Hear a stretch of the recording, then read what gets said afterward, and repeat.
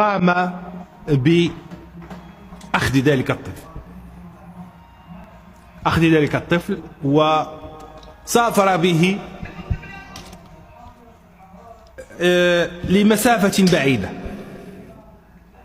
جن الفرنسيون واستعانوا بطائراتهم وبصواريخهم حتى يسقطوا ذلك الطائر. لقلق بالطفل الذي أخذه الطائر، لكنهم والحمد لله لم يفلحوا.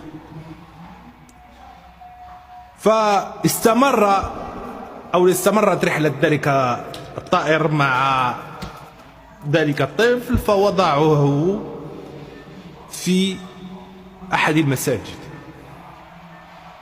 فجاءت عائلة معروف أنها عائلة كبيرة وكريمة وصالحة، فأخذت ذلك الطفل وربت إلى أن أصبح شابا ودخل الجيش وساعد في أولى.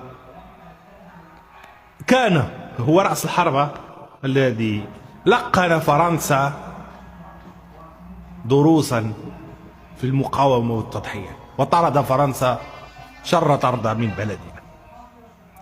أتعلمون من هو ذلك الشاب يا إخواني؟ أتعلمون من هو؟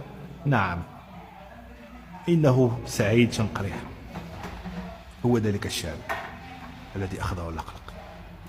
والآن جيران السوء من المراركة والحاقدين يسبون سعيد شنقريح بأنه يتبول في الفراش إلى آخره، ولم يعلموا أن ذلك كان سببه من شدة الريح، وهو كان طائر مع الطائر لقلاق في السماء.